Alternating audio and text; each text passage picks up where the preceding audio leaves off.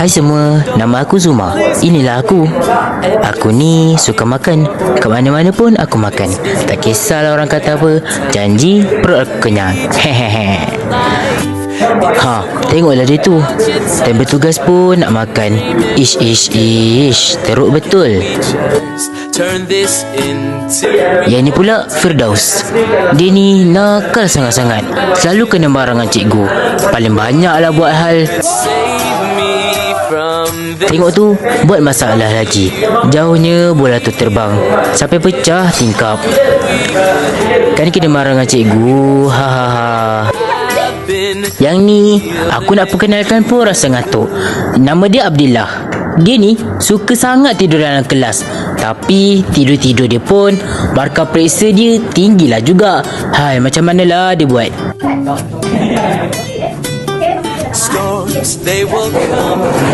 I know that the sun will shine again.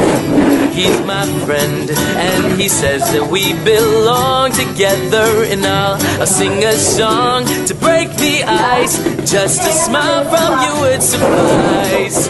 It's not me being nice. Dengan ini kami mempersembahkan video kreatif Masa Depan di Tangan Kita.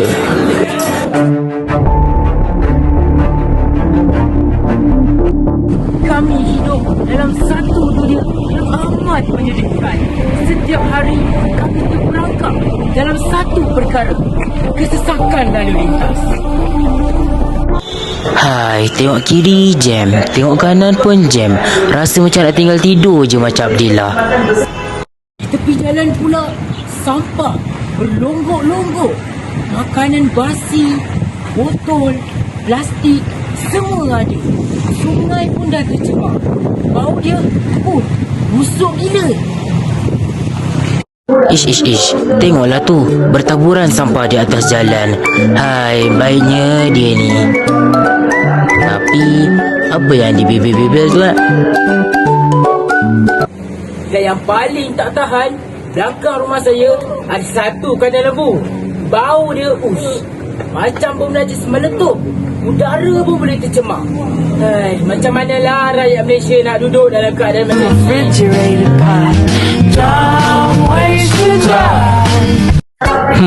Bau dia, tutup hidung pakai 2 tangan pun masih lagi bau. Busuk betul. Tapi, saya tak boleh biarkan semua ini terus berlaku. Saya berkata kepada diri saya, Zuma, kau kena ubah masa depan. Teknologi pertama, kereta terbang. Memperkenalkan Skyzoomer 3000. Kereta terbang dengan laluan sendiri di langit. Tak ada lampu merah, tak ada nak hadap kesesakan lalu lintas dan cepat sampai ke destinasi. Teknologi kedua, mesin kita semula. Kisah kita dan selesai. Inilah Clean Gate, pintu ajaib yang terus lupuskan sampah ke tempat rawatan khas dalam dimensi lain. Buka pintu, buang sampah dalam tu. Kita tunggu dalam 3 saat. 1, 2, 3. Bila kita buka balik, dah hilang. Macam bagus kan? Teknologi terakhir, robot penternak. Saya mempersembahkan Agrobot Max. Oh my god! What is that? Inilah Agrobot, robot peternak pintar yang bukan saja bela haiwan dengan baik, malah jaga kebersihan dan kelestarian ladang. Semua teknologi ini bukanlah khayalan. Ianya satu harapan untuk dunia yang lebih baik. Jangan tunggu orang lain ubah dunia. Kita mula dulu. Teknologi untuk alam, bukan teknologi merosakkan alam.